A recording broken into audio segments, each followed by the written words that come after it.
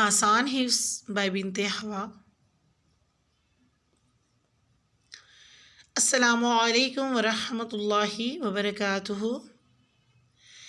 نحمدہ ونصلی علی رسولہ الکریم، اما بعد فاعوذ باللہ من الشیطان الرجیم، بسم اللہ الرحمن الرحیم۔ حفظ کی دعائیں۔ حفظ کی دعائیں اس لیے دہرائی جاتی ہیں، جیسا کہ بار بار آپ کو بتایا جاتا ہے، تاکہ اس سے آپ کے لیے ان دعاؤں کی برکت سے حفظ کرنا اور ہمارے لیے کرانا آسان ہو جائے انشاءاللہ سبحانہ وتعالی۔ ہر سبق میں آپ کو یہ بتایا جاتا ہے کہ میں ایک دفعہ پڑھتی ہوں، لیکن آپ نے ہر سبق سے پہلے یاد کرنے سے پہلے 3 دفعہ حفظ کی دعائیں دہرانی ہیں۔ رب اشرح لی صدری ویسر لی امری واحلل عقدۃ من لسانی یفقہوا قولی۔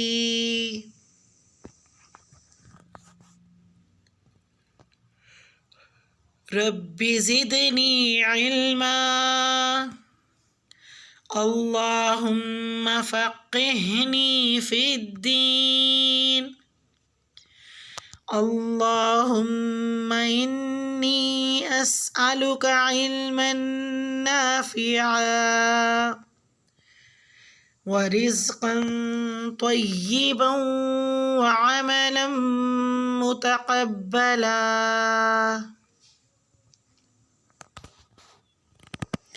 سبق کا آغاز کرتے ہیں۔ سبق نمبر 25، سورة العادیات۔ بسم اللہ الرحمن الرحیم۔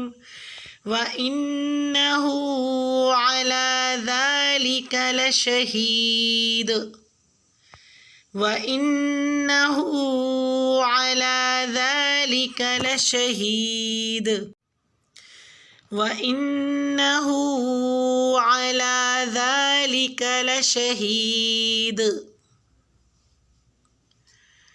وَإِنَّهُ لِحُبِّ الْخَيْرِ لَشَدِيدٌ وَإِنَّهُ لِحُبِّ الْخَيْرِ لَشَدِيدٌ وَإِنَّهُ لِحُبِّ الْخَيْرِ لَشَدِيدٌ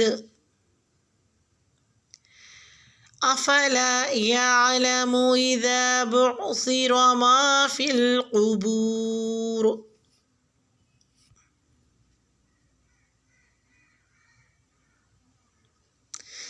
أَفَلَا يَعْلَمُ إِذَا بُعْثِرَ مَا فِي الْقُبُورِ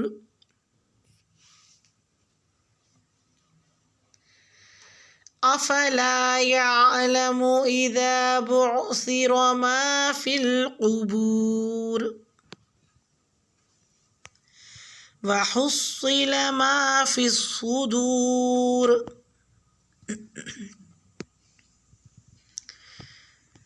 وَحُصِّلَ مَا فِي الصُّدُورِ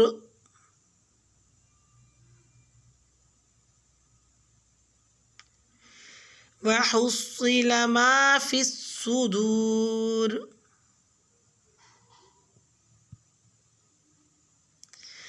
إِنَّ رَبَّهُم بِهِمْ يَوْمَئِذٍ لَخَبِيرٌ إِنَّ رَبَّهُم بِهِمْ يَوْمَئِذٍ لَخَبِيرٌ إِنَّ رَبَّهُم بِهِمْ يَوْمَئِذٍ لَخَبِيرٌ۔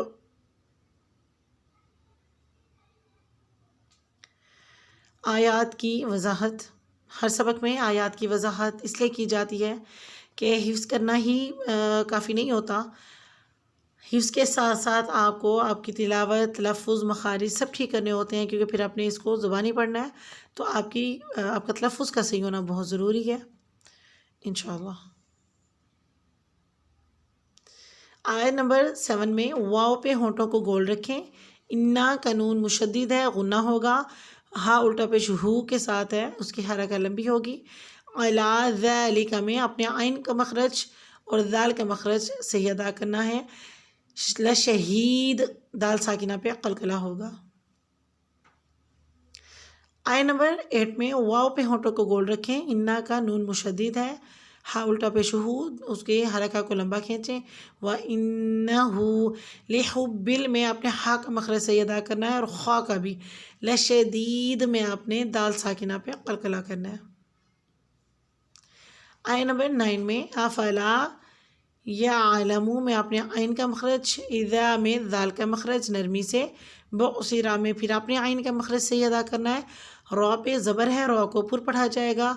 ما فی القبور میں اپنے قاف کو پر پڑھنا ہے، قاف ہیوی لیٹر ہے۔ آیت نمبر 10 میں وحصل میں اپنے ہا کا مخرج صحیح ادا کرنا ہے، صوت کو پر پڑھنا ہے۔ ما فی الصدور میں بھی اپنے صوت کو پر یعنی کہ اس کو موٹا ادا کرنا ہے۔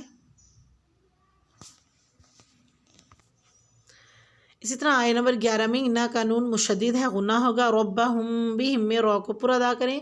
یومئذ خبیر میں میرا گلا خشک ہو گیا تھا، میں خا کا مخرج صحیح نہیں ادا کر سکی، اپنے خا کو صحیح ادا کرنا ہے انشاءاللہ۔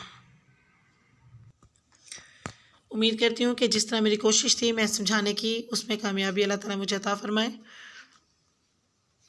ایک دفعہ پھر ہم پوری سورہ کو دیکھ لیتے ہیں۔